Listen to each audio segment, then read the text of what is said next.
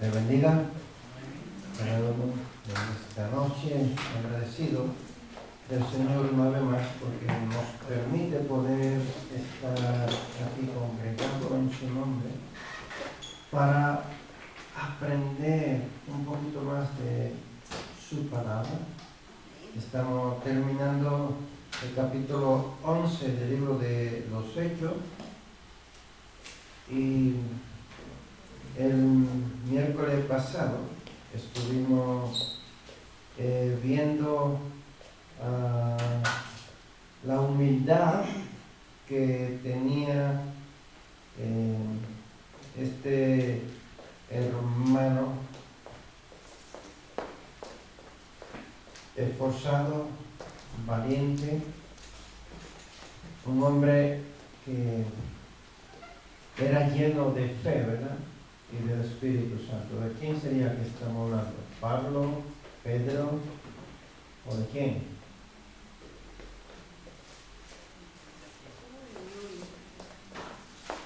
¿Quién era? Ni de Pablo ni de Pedro, Bernabé. Bernabé. Un hombre que tenía un corazón dispuesto a alabar, glorificar el nombre de nuestro Señor Jesucristo. Y si quieren podemos leer esos dos versículos nuevamente para que recapitulemos un poco. Dice, versículo 22, llegó la noticia de estas cosas a oídos de la iglesia que estaba en Jerusalén y enviaron a Bernabé que fuese hasta Antioquía. Cuando llegó y vio la gracia de Dios, se regocijó y exhortó a todos a que con propósito de corazón permaneciesen fieles al Señor, porque era varón bueno. Esto dice de Bernabé, versículo 24, era varón bueno y lleno del Espíritu Santo y de fe, y una gran multitud fue agregada al Señor. Y decíamos que cuán grande cosa nosotros podemos hacer a favor del Evangelio de nuestro Señor Jesucristo. Si nosotros le buscamos de corazón ferviente, así, con esa fe, ¿verdad?, que tenía Bernabé. Y vamos a continuar viendo lo que nos sigue narrando este texto bíblico. A partir del versículo 25 hasta el 30 vamos a leer. Dice, después fue Bernabé a Tarso para buscar a Saulo, y hallándole le trajo a Antioquía, y se congregaron allí todo un año con la iglesia y enseñaron a mucha gente, y a los discípulos se les llamó cristianos por primera vez en Antioquía. En aquellos días unos profetas descendieron de Jerusalén a Antioquía, y levantándose uno de ellos, llamado Agabo, daba a entender por el Espíritu que vendría una gran hambre en toda la tierra habitada, la cual sucedió en tiempo de Claudio. Entonces los discípulos, cada uno conforme a lo que tenía, determinaron enviar socorro a los hermanos que habitaban en Judea, lo cual en efecto hicieron, enviándolo a los ancianos por mano de Bernabé y de Saulo también. Bueno, hoy vamos a ver cómo los judíos conocer la obra de Dios, son capaces de aceptar a los gentiles. En Hechos capítulo 11, versículo 1 hasta 18, solo ya los vimos, ¿verdad? Que ellos fueron capaces, pero les costó aceptar la decisión que Pedro había tomado. Y la iglesia de Judea envía a Bernabé a Antioquía. Bernabé alaba a Dios en Hechos capítulo 11, versículo 19 hasta el 26. Y hoy vamos a ver que la iglesia es de Dios. La iglesia es de Dios. Ustedes piensan que no es de Dios. Él la formó, ¿verdad? La iglesia es suya, ¿no? Él la estableció y la fundó sobre una roca. ¿Quién es esa roca? Cristo mismo, Jesucristo. Ahí está el fundamento de la iglesia. Nos situamos cronológicamente. Vamos a ver. Quizá habían pasado entre 10 años, en cualquier caso menos de 20, después de la muerte y resurrección de Jesús. Luego cuando empezamos en Hechos capítulo 1, vimos que Jesús estaba ahí con ellos. ¿Había pasado cuántos días con ellos? 40 días había estado Jesús después de ser resucitado y ascendió al cielo. A partir de ahí empezaron los discípulos a hablar, ¿no? En el capítulo 2 desciende el Espíritu Santo y empezó el ministerio de la iglesia, ¿verdad? Ahí ellos, a dar sermones, a sanar enfermos, a predicar. Muchas personas aceptaban a Cristo. Y a partir de ahí hasta este capítulo 11, hay unos que dicen 10, otros dicen 12, otros dicen 14, pero bueno, hemos puesto menos de 20 años. No se sabe exactamente cuántos años habían pasado, pero sí es cierto que ya Saulo tenía 12 años de haber conocido a Cristo y empezar su ministerio. Entonces, por eso, entre 10 a 20 años habían pasado de la muerte de Jesucristo. Y estamos ahora en Antioquía, ¿cierto? Aquí en Antioquía vimos el miércoles pasado que habían varios hermanos que predicaban allí. Varios hermanos habían predicado y había un buen grupo que había conocido a Cristo, y Bernabé llegó allí para echarle una mano, vamos a decir. Pero Bernabé, viendo la necesidad que había allí y el arduo trabajo que tenía, dejó el grupo y se fue. ¿A dónde? ¿A dónde se fue? ¿Jerusalén? ¿O a dónde? A Tarso. Se fue a Tarso a buscar a Pablo, para que Pablo viniera también a colaborar, por dos razones: para que los hermanos conocieran a Pablo y para que Pablo también echara una mano. Así que si con Bernabé un gran número de personas se estaba arrepintiendo, ahora con Pablo mucho más. ¿Ven, no? Siempre una mano de apoyo siempre viene bien. En el versículo 25, Bernabé se dio pronto cuenta de que necesitaba ayuda para ministrar adecuadamente a aquellos creyentes que estaban ahí. Una preguntita: según este texto, ¿qué tiempo duró el ministerio de Saulo y Bernabé en Antioquía? Mano levantada, que quiera hablar, le pasamos el micro, es abierto, todo el que quiera responder. ¿Qué tiempo duró Saulo, o sea, Pablo y Bernabé en Antioquía, ayudando a los hermanos que habían aceptado a Cristo en Antioquía? Está ahí en el texto bíblico. Está ahí. Ven. Un año. Perfecto. Un año duraron ellos allí con los hermanos en Antioquía. ¿Le parece poco? ¿Un año? ¿O suficiente para ellos preparar allí personas que se quedaran a cargo de ese grupo?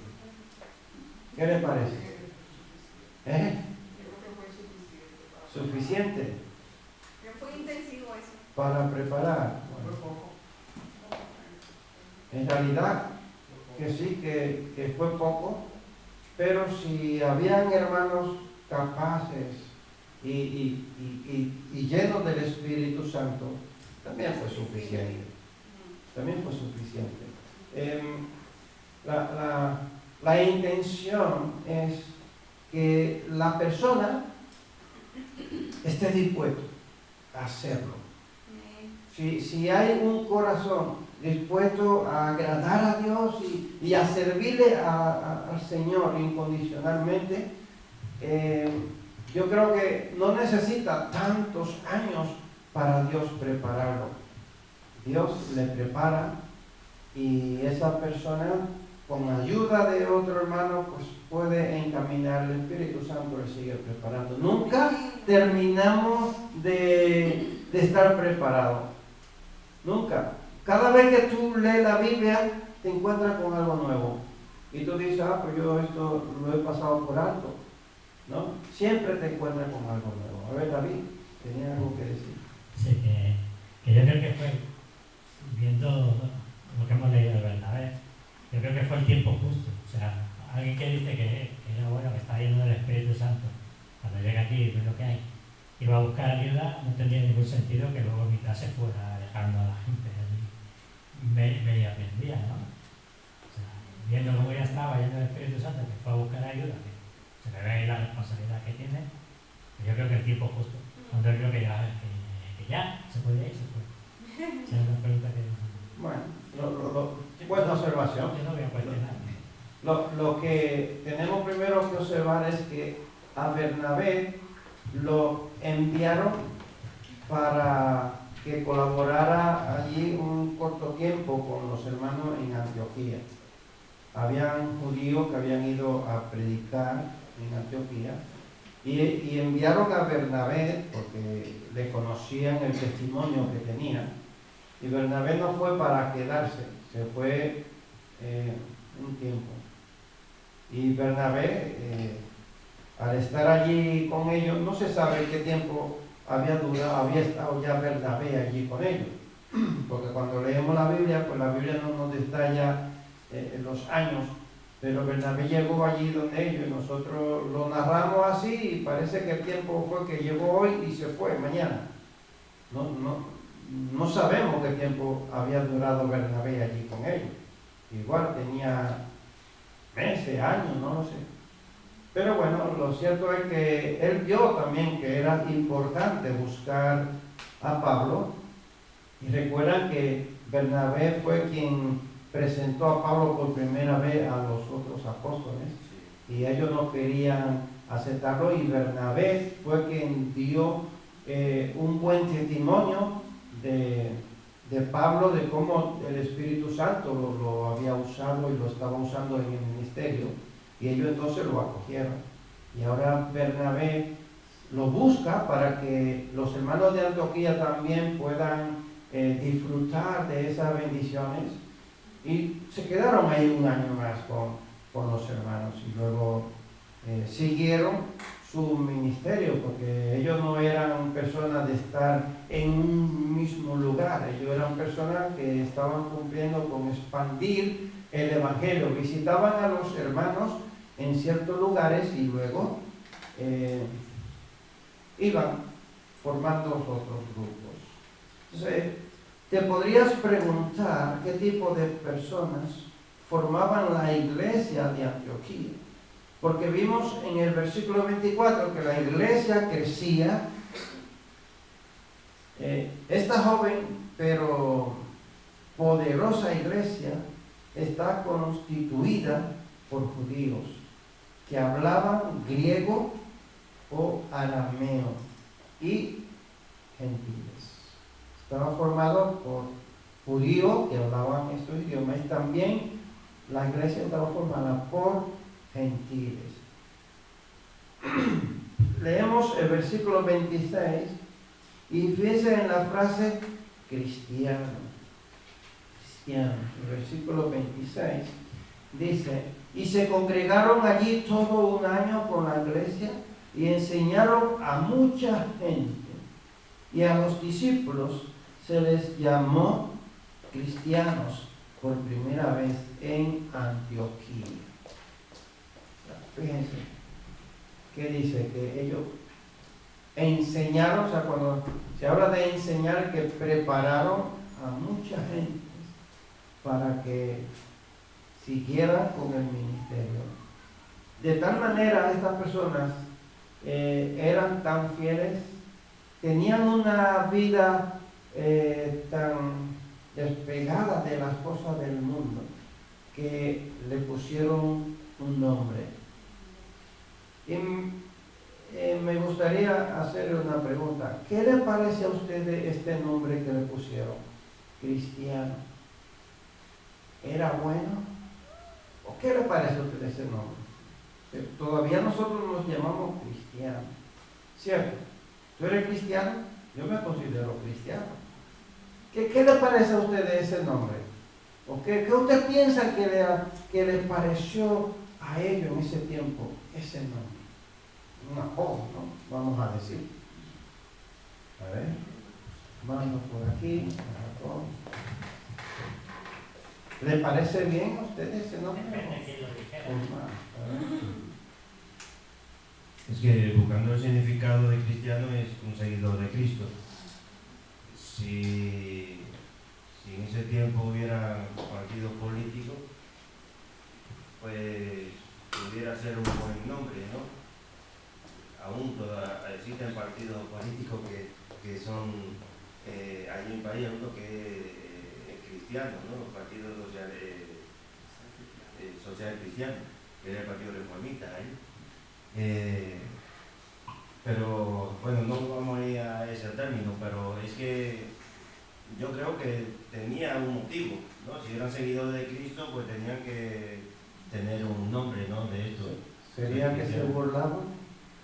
¿Sería por burla? Para mí era ese tono que iba.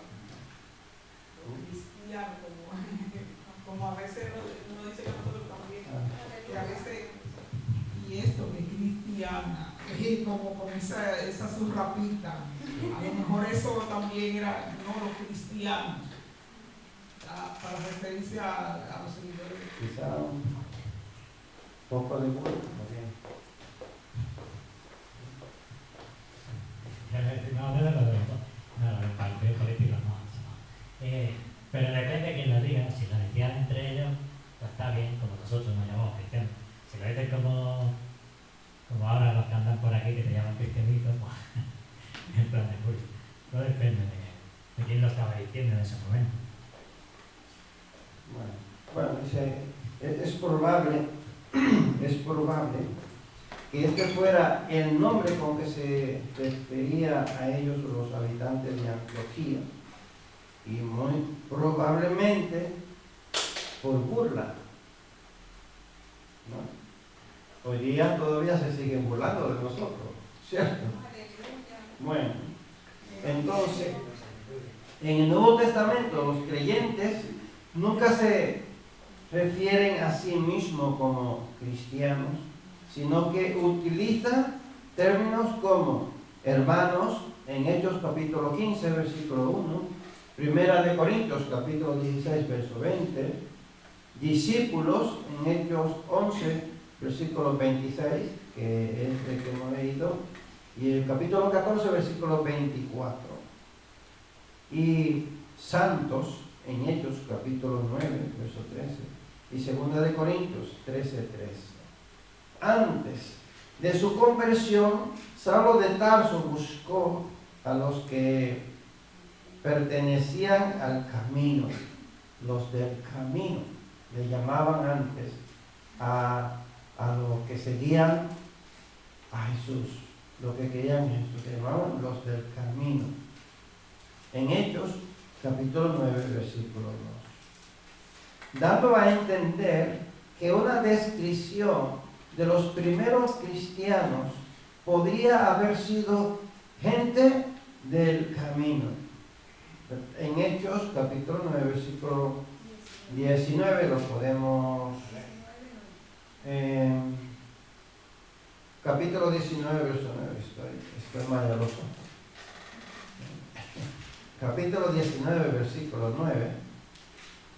Vamos allá, la Biblia encontró primero, dice: pero endureciéndose algunos y no creyendo, maldiciendo el camino delante de la multitud, se apartó Pablo de ellos y separó a los discípulos, discutiendo cada día en la escuela de uno llamado Tiranno. ¿Te había sonado eso? ¿Los del camino? Sí, pero lo estudiamos un tiempo atrás. Los del camino, así le llamaban. Bueno, pues continuamos. La importancia de un nombre. El nombre es un signo definitivo de existencia, pues es a través del nombre como un individuo o grupo social se distingue de los demás y arraiga su propia identidad. Hacemos hincapié en esto para que seamos conscientes de lo que está pasando en Antioquía. Un acontecimiento de gran importancia en la historia y la formación de la identidad de la iglesia primitiva. Los gentiles debían de haber oído a los creyentes hablar tantas veces de Cristo que añadieron un sufijo al término Cristo para formar cristianos. Ante Cristo le agregan el sufijo para llamarle cristianos, que significa el pueblo de Cristo. En nuestro, de tanto ellos hablar de Cristo, le pusieron un mote, como dicen en español. Pues cuando yo era pequeña, a los cristianos nos decían aleluya, no sé si aquí le dicen. ¿Verdad que sí? Evangelista. Y te lo dicen como, tú eres protestante. Pero en realidad, porque tú estás mostrando una identidad y tú estás hablando y vives una vida diferente.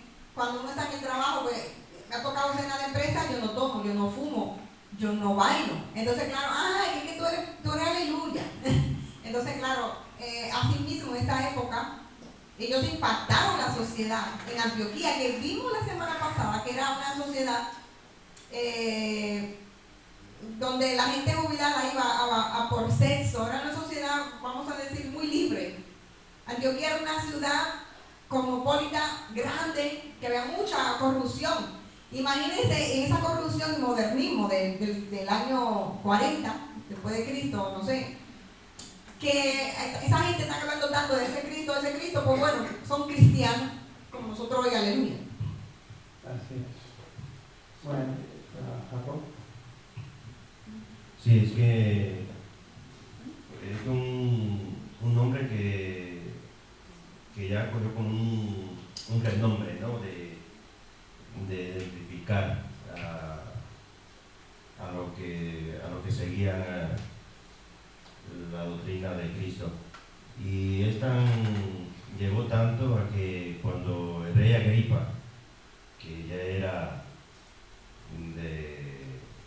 romano, él llega donde Festo, que era el gobernador, que le presenta el tema que hay sobre Pablo, y él dice, yo quiero hablar con ese hombre.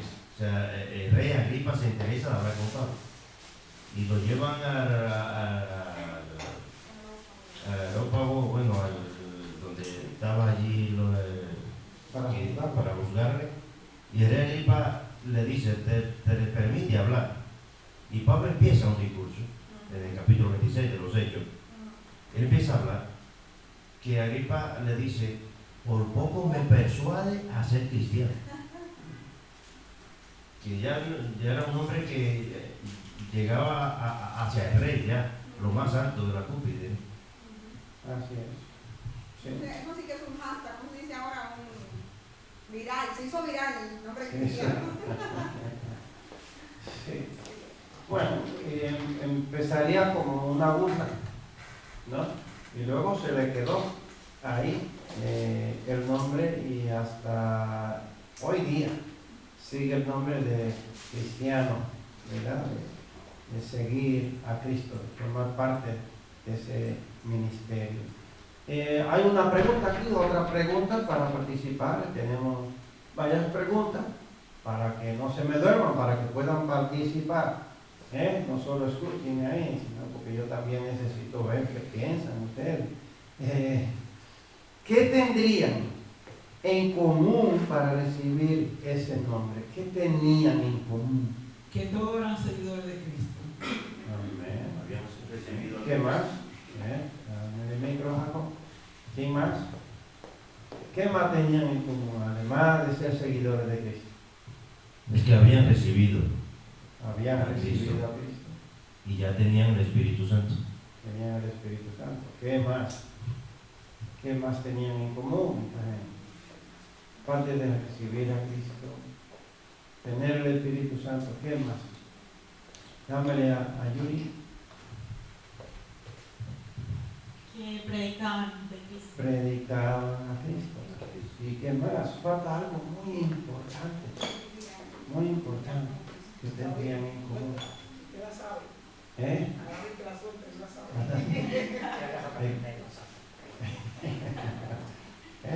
¿No? ¿Nadie más? Dámele a... ¿Guardaban los mandamientos de Cristo? Guardaban los mandamientos. Bien. ¿Y qué más?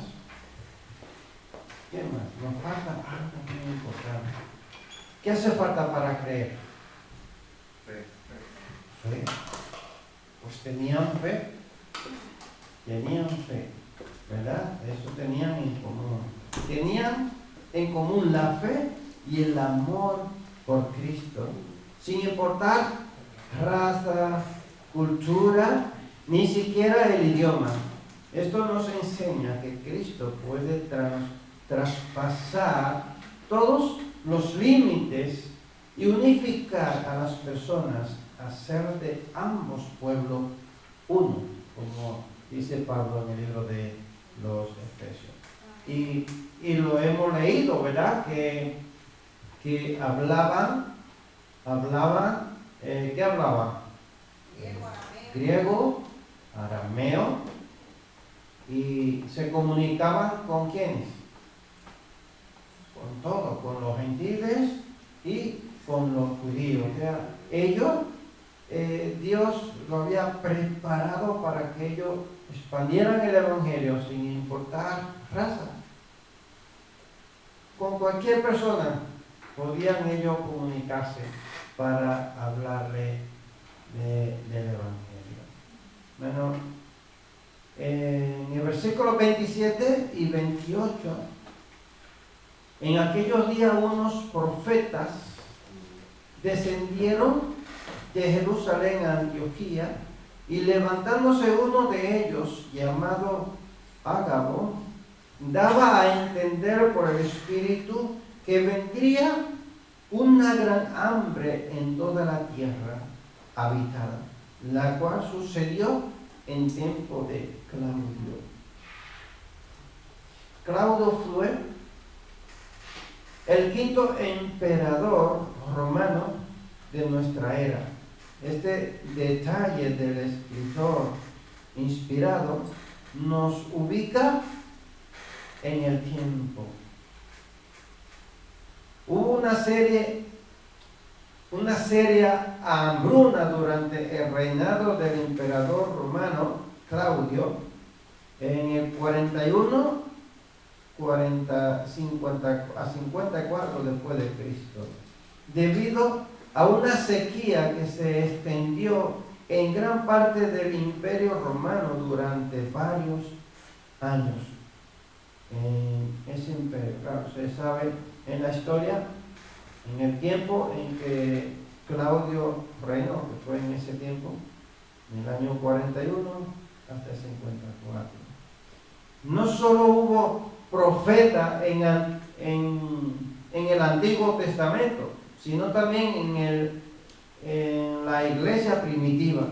Su papel fue presentar la voluntad de Dios a las personas e instruirlas en la palabra de Dios. Algunos, como el caso de Agabo, tenían el don de predecir el futuro. ¿Se acuerdan que en el Antiguo Testamento había un requisito para los profetas?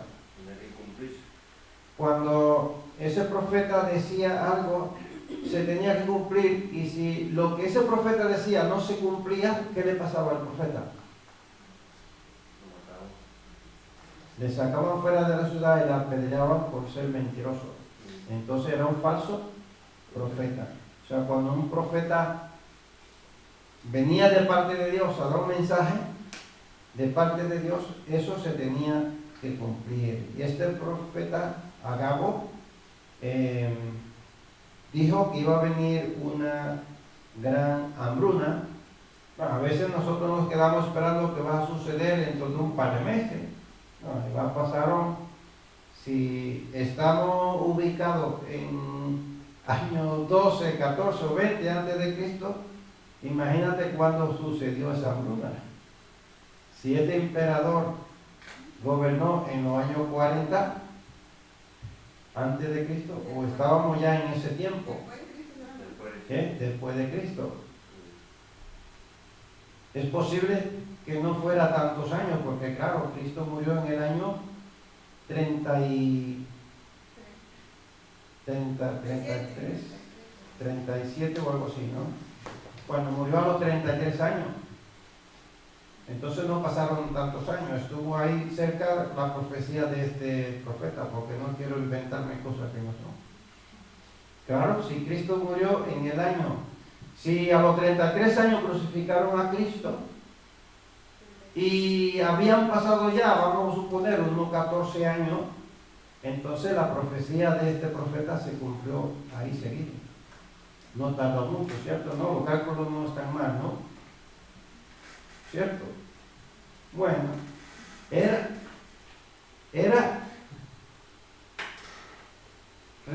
revelar la voluntad de Dios para edificar a la iglesia. En Romanos capítulo 12, versículo 6, tenemos aquí unas cuantas citas bíblicas que nos van a aclarar lo que eran los profetas, ¿no? De manera que teniendo diferentes dones, según la gracia que nos es dada, si el de profecía, úsese conforme a la medida de la fe. Y todos estos textos bíblicos nos van a hablar acerca también de eso, de dar profecía, ¿verdad? De tener ese don de profecía y cómo se debe de usar. Profeta quiere decir no solamente el que predice el futuro, sino el que proclama la palabra de Dios. Cuando se está en el púlpito se hace eso. Es verdad que a veces anunciaban el futuro, pero más generalmente proclamaba la voluntad de Dios. Hoy los creyentes buscan un profeta para que le haga la vida fácil, no para entender la voluntad de Dios. No sé si me doy a entender. Hoy día nosotros mayormente vamos detrás de una persona que nos diga, que nos dé profecía de lo que me va a suceder, ¿no? ¿Qué me repara el futuro? ¿Qué me va a pasar? ¿Cuál es el ministerio que tengo? ¿Cuál es mi don? ¿No? Que me digan algo. Pero los profetas en aquel tiempo no iban adivinándole cosas personales a la persona. ¿Lo ves? Cuando te acercas a la Biblia y tú la lees, tú vas a ver que era algo global, no era algo personal a una persona. Excepto dos chicas, cuando Pablo iba a una obra misionera, dos chicas cogieron un cinturón y cogieron el cinturón y dijeron, hija de Felipe, ¿no? Y cogieron el cinturón y dijeron al dueño de este cinturón le va a pasar tal y tal cosa, ¿no? Y no le dejaban ir a Pablo y él se fue. Es cierto que le pasó lo que esta chica dijeron. Pero el Espíritu Santo de Dios usa los dones de las personas para dar un mensaje. Pero en especial los profetas profetizaban cosas en global, ¿no? Que iban a suceder. Sabemos que en el principio de la iglesia primitiva no había abuso de profecía.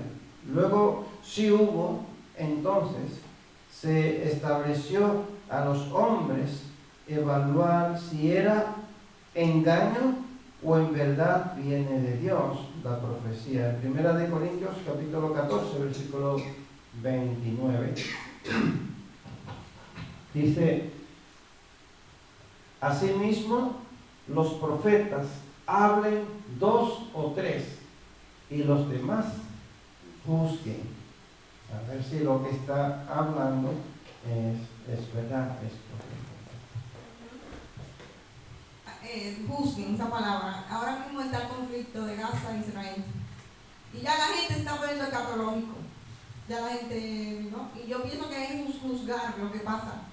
Y cuando Obama era el anticristo, o sea, la gente siempre está haciendo profecía, pero a nosotros nos toca juzgar, porque Dios todavía nos muestra por un sentir, a veces en una oración. A mí me ha pasado aquí en la iglesia que hay personas orando, están orando cuando estamos orando en pareja, y el Señor a través de esa oración me dirige, o a mí misma me dirige con un sentir, ¿no? Porque todavía Dios nos guía, y nos guía principalmente por la palabra, pero tenemos que juzgar lo que la persona dice. Y recuerdo yo en mi iglesia que fue un chico, yo era soltera, y él dijo, él profetizó que se iba a casar conmigo, y el pastor le dijo, cuando Dios me lo muestre a mí. Muy sabio el pastor, ancianos, en mi iglesia no eran pastores, eran ancianos, y juzguen, o sea, sí, el Señor tiene que mostrar su dirección, tiene que demostrarlo, pero nosotros nos toca juzgar, porque en el principio de la iglesia primitiva, la gente no distorsionó las profecías, pero en la iglesia de Corintios, años después, no sé cuántos años después, menospreciaban la profecía y la usaban como si fuera hoy hacer un Instagram o mandar un WhatsApp. Entonces Pablo por eso le dice en Corintios que hablen 2 o 3 y los demás juzguen. O sea, no nos hagamos tontos, porque no todo el que habla viene de parte de Dios. Así es. Bueno, yo quería aportar algo sobre el tema de la profecía, y es que hoy escuchamos mucho, muy repetitivo esta palabra de profeta. Entonces, ahí vemos que hay algo específico, que es que este Agapo viene y es un predicador. Él viene y profetiza sobre lo que va a acontecer. Las hijas de Felipe, no Felipe el discípulo que anduvo con Jesús, sino Felipe cuando mataron a Esteban, que salió y fue a Samaria, las hijas de ese Felipe, pues profetizaron sobre Pablo, algo específico. Ya no se mienta más sobre esta persona en la Biblia. No quiere decir que el don de profecías haya terminado, porque es un don y es dado por Dios, y Dios lo reparta, y los dones son irrevocables. Entonces, cuando alguien está compartiendo la palabra, hay muchas personas que puede estar compartiendo la palabra, y hay personas que se sienten identificados con esa palabra, y después que termine el mensaje pueden acerca, pues esa palabra fue para mí porque estoy viviendo esa situación que usted predicó, ¿no? Y en una ocasión recuerdo que había una hermana, nosotros nos éramos en una iglesia, el Movimiento Misionero Mundial, una vez a ver yo allí en Santo Domingo. Entonces, a ver va donde la hermana Chana, que era una de las responsables, y le dice, vaya donde esa chica, no recuerdo el nombre ahora de ella, pero dice que está pasando, me mostró Dios que está pasando por un momento de tal magnitud, y a ver le contó todo lo que el Señor le mostró de esa mujer. Y la hermana Chana ya obedeció y fue, y estaba sucediendo tal y cual como él le estaba diciendo. O sea, si hubiese sido una persona llena de ego y dice, pues yo soy un profeta de Dios, como hay muchos, que porque Dios le ha mostrado algo y lo ha dicho y se ha cumplido, Dios usa, o sea, ahí vemos que es algo específico. Entonces, muchos van con que ya y se dan el renombre de que son profetas. Y ya lo que andan es usando un ego, lo que ellos son, no lo que Dios quiere ser y lo que Dios quiere manifestar al pueblo. Entonces, por eso es que no podemos confundir los profetas que hoy en día andan por ahí dándose los bolsillos y engañando al pueblo, como estos profetas que Dios escogía y podían decir algo específico. Pero yo creo en los dones, y yo creo que por medio del Espíritu Santo una persona puede levantarse y decir, Dios me ha mostrado que va a pasar esto y esto y esto. Uno se queda así, y cuando se cumpla, pues uno sabe que Dios lo mandó, ¿no? Y esa es una advertencia de la que Dios da. También se puede levantar una persona y hablar, que también eso es una de las cosas que hoy en día vienen las confusiones de la profecía y de la lengua. Y yo digo, se puede levantar una persona y hablar en lengua angelical, pero también sé que se va a levantar otro y va a decir lo que el Espíritu Santo quiere decir a la iglesia, porque va a interpretar. Y cuando no sucede así, entonces esa persona no está hablando algo que sea de parte de Dios. Bueno, entonces un don es algo que Dios lo da para que la iglesia crezca, ¿verdad? Entonces, todos tenemos dones, muchos no lo hemos desarrollado y otros sí lo desarrollan. Y hay otros que no tienen ese don. Sí, todos tenemos dones, aunque sea de fregar el suelo de la iglesia. Sí, aunque sea de fregar el suelo, de colocar la silla, todos tenemos dones. Lo que pasa es que no lo desarrollamos. No, Dios a cada persona le da un don.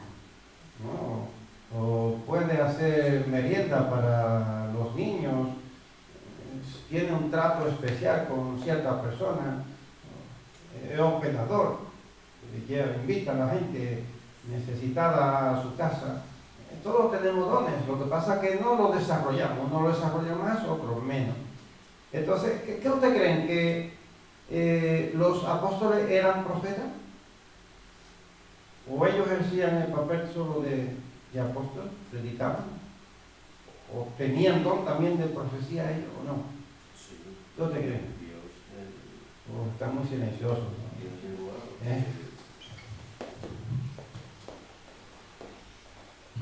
Es que había anteriormente, tú has dicho que el rol del profeta es decir la voluntad de Dios. Cada vez que una persona se para en ese púlpito a decir la voluntad de Dios, está profetizando.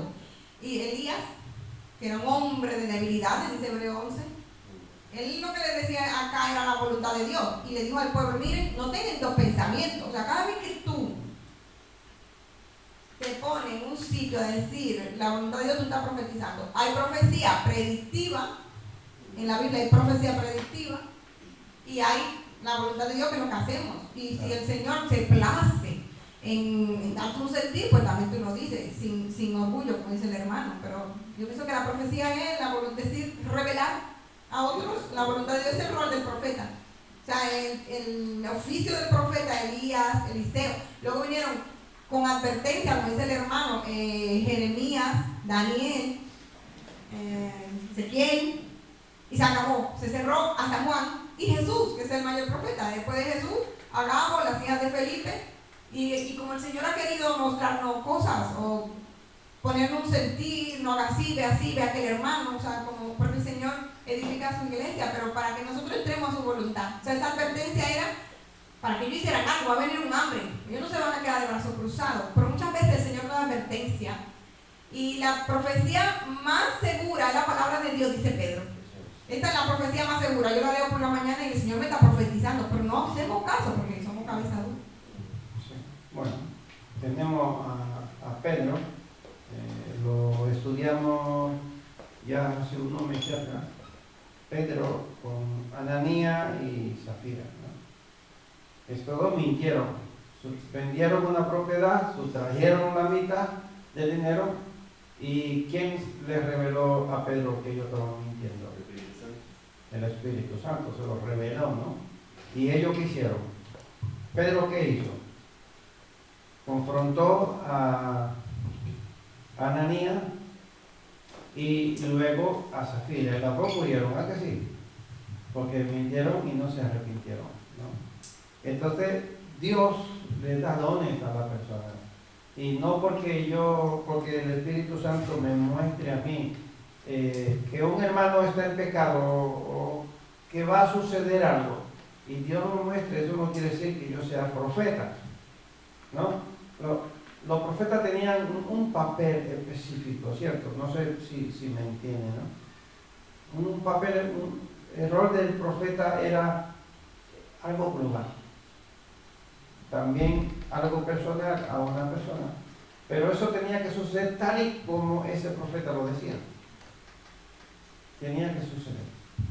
De lo contrario, era un falso profeta. Pero hoy día nos atribuimos muchos títulos porque el Espíritu Santo nos usa a nosotros. Para el crecimiento de la iglesia, nosotros nos atribuimos el título para orgullecernos.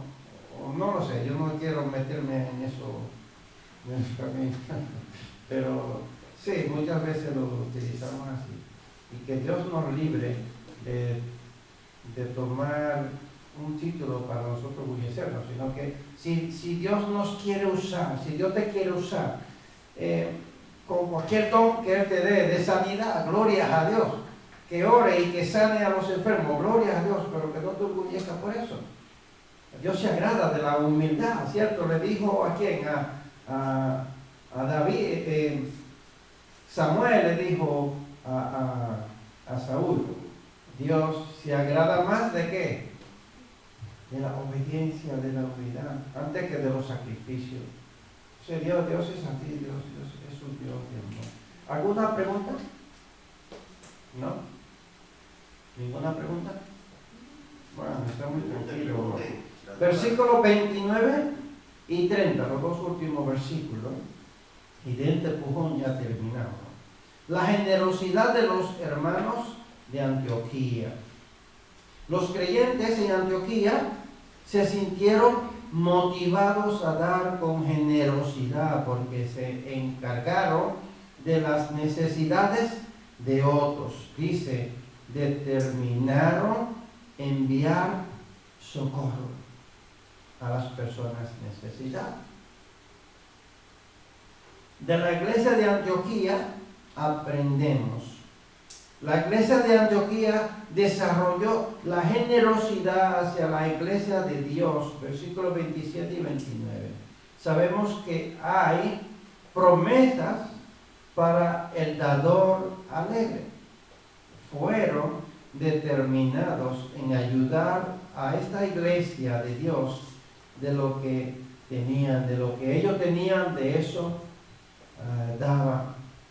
¿Qué diferencia hay entre esa iglesia a la iglesia de hoy día?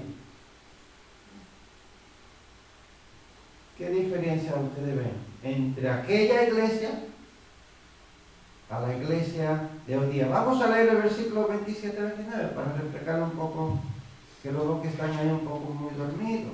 En aquellos días, unos profetas descendieron de Jerusalén a Antioquía, y levantándose uno de ellos llamado Agabo, daba a entender por el Espíritu que vendría una gran hambre en toda la tierra habitada, la cual sucedió en tiempo de Claudio. Entonces los discípulos, cada uno conforme a lo que tenía, determinaron enviar socorro a los hermanos que habitaban en Judea.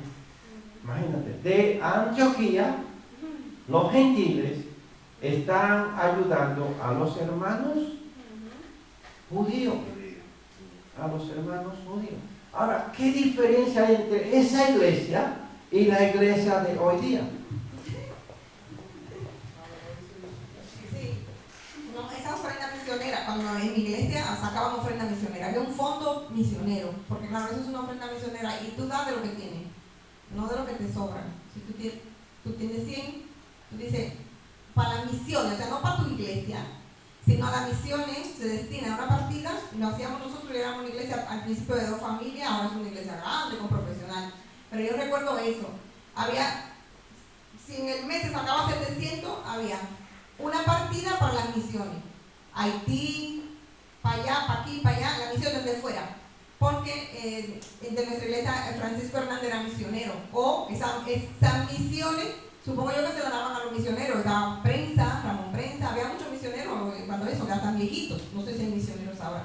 Entonces aprendo de que el Señor sigue levantando iglesia, por ejemplo, a nosotros unos hermanos nos donan como misión, o sea, el Señor siempre va a levantar personas a las que apoyen misiones y dan de lo pobre, de su pobreza. Dicen que daban de lo poco que tenían.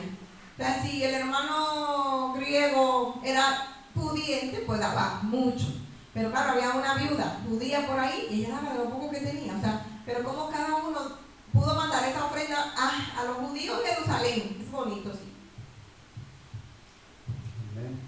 ¿Nadie más? A ver, que nos queda 10 minutitos para terminar.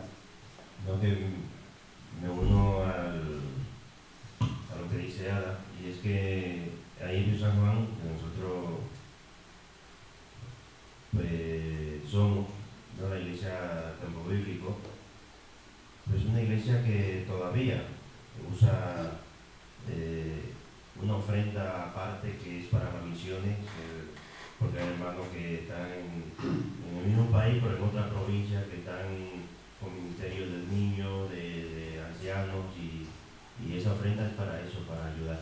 Lo que veo la diferencia entre esa iglesia y la de hoy, pues es una diferencia muy grande, y es que hoy como iglesia como que nos cuesta colaborar cuando se trata de algo económico.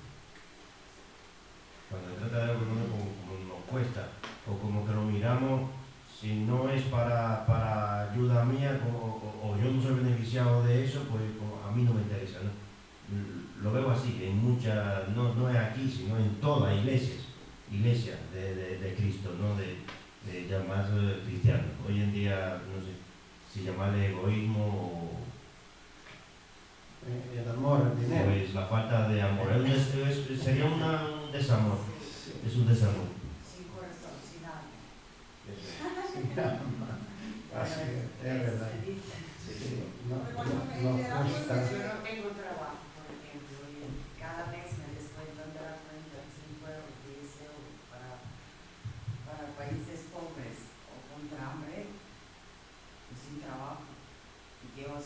años ayudando a este tipo de asociaciones. ¿Ves? Lo que tengo yo lo comparto, lo que no lo tengo.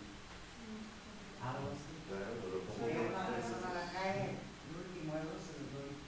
No me importa que mañana no tenga. No porque me lo piden, se lo doy porque lo veo ahí tumbado. Pues sí, hay muchas personas necesitadas y la Biblia nos manda a nosotros hacer el bien. ¿A quién? ¿A quién primero? ¿A quién Para la podemos? familia de la fe, A la familia de la fe, dice a Gálatas. los necesitados, A las iglesias, a las personas necesitadas. Y muchas veces Yo no nos... voy a ayudar a una persona nos- rica. ¿Por qué? Porque esta persona No. rica no tiene corazón de Bueno, alma. y si Porque es veo, una persona egoísta. claro, así es. Si veo Y no le una importa a la persona, gente pobre. pues No sí, le importa la pobreza. sí. Hay dos tipos de personas que yo no ayudo: a los que están en vicio y a los ricos. ¿Por qué? Porque los que están en vicio, si le doy, estoy apoyándole a que sigan en el vicio. Y las personas ricas, pues no hay que darle, porque ellos son los que tienen que dar. Es así. Entonces, y lo que veo es aquí en este texto bíblico, es que estos hermanos eran despojados. De lo que ellos tenían, ellos le daban a las personas que estaban en necesidad, a las personas de la iglesia que estaban en necesidades. Así, sin más, hoy me llegó una notificación en el día de abril y era no sé si era un pastor, un apóstol, que estaba predicando y él decía: tú vives en la miseria porque no dan 1.000 euros. Echa 1.000 euros en la ofrenda y verá cómo va a salir de la miseria. Sí. Y otros viven en enfermedad, están enfermos porque no diezman, porque se los roban a Dios. Tienes que diezmar para que Dios te prospere.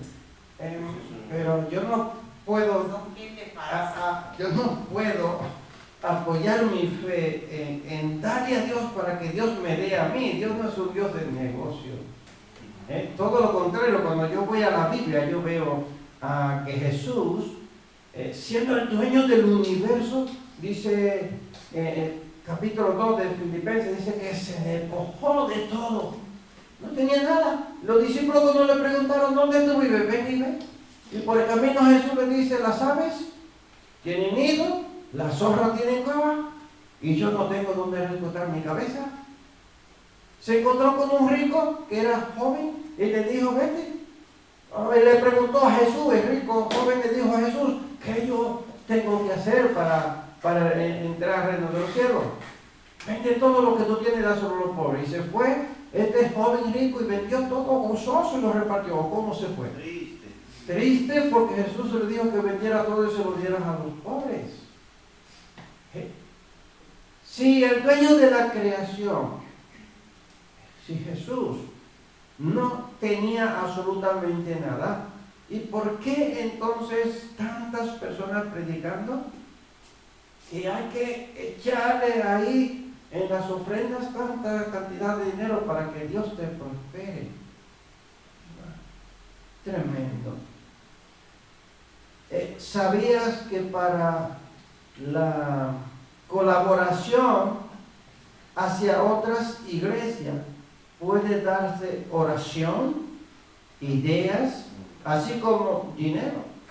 El que da dinero no es más importante que el que aporta ideas u oración. Es importante, no solamente se colabora con dinero. Yo prefiero que en vez de que me dé dinero, que ore por mí. ¿Sí? Yo prefiero que ore por mí a darme salud, dinero. para todo el mundo que tenga salud. Claro. Que si podemos salvar el mundo de pobreza y de parar la guerra, Así. seremos ricos. Pero no puede ser. Hay una preguntita y ya terminamos. ¿Qué aprendes de Bernabé que busca ayuda? ¿Qué aprendes de Bernabé? ¿Se fue porque era perezoso, porque no quería colaborar? porque no se sentía capaz de ayudar a los hermanos. ¿Qué aprendemos de Bernabé? ¿Un minutito? Pues hay gente rebeldes, hay gente que no. Que necesitan ayuda, ¿no? Que necesitan más esfuerzo, ¿no? Espiritual. De Bernabé, que era un hombre de Dios, lleno del Espíritu Santo de Dios, aprendo su dependencia de Dios. Y lo veo que no se sabe qué tiempo ya él tenía en la iglesia, pero cuando él ve la necesidad, él busca a otros. Como nosotros lo hacemos también, buscamos el consejo de otros. Porque si no la iglesia no crece, o sea, podía haberse, pero es que él era bueno, dice, era bueno, lleno del Espíritu de Dios. Y un hombre lleno del Espíritu de Dios se deja guiar por Dios. O sea, seguramente, y estoy segura, que Dios se lo puso en el corazón ir a buscar a Pablo, porque ya luego Bernabé sale con Pablo a hacer los viajes misioneros. O sea, un hombre, aprendo que es un hombre que camina, habla, piensa donde Dios dice que vaya.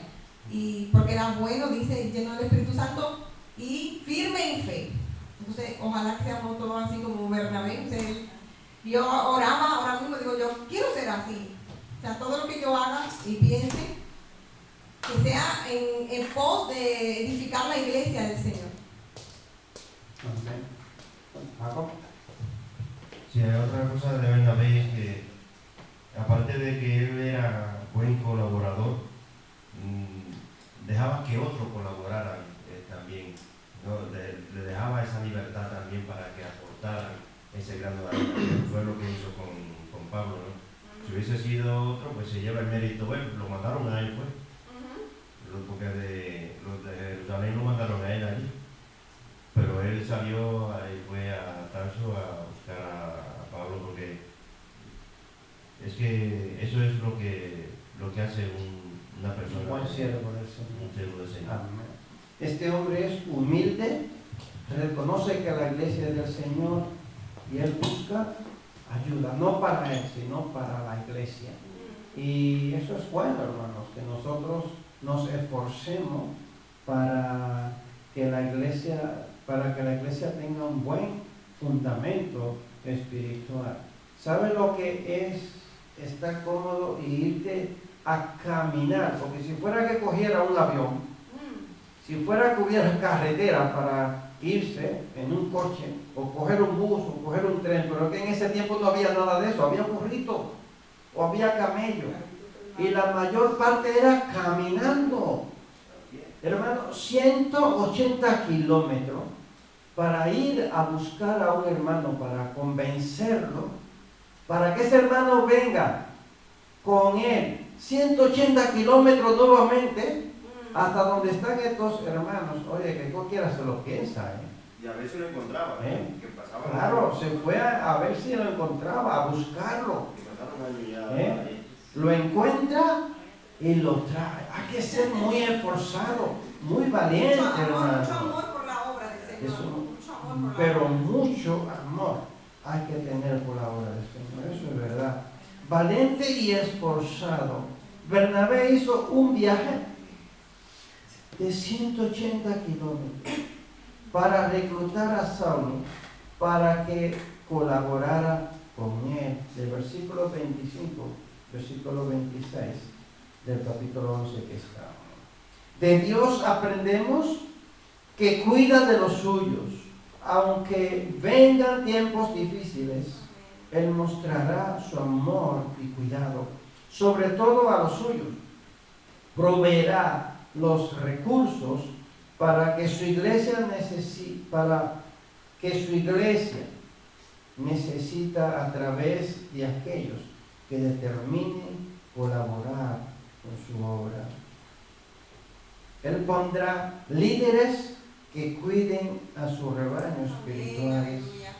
Siempre en toda obra nueva Dios proveerá cristianos maduros que ayuden a los demás a perseverar como Bernabé y Saulo. Estos dos hombres Dios los utilizó para que la iglesia del Señor creciera. Y Él sigue utilizando personas fieles al Señor para que la iglesia del Señor siga Él es funcionando. no miente Y ni no eso, roba. amén, así es. Sí. Amén. Así es. Bueno, pues que Dios le bendiga, que Dios le guarde, dejemos ahora.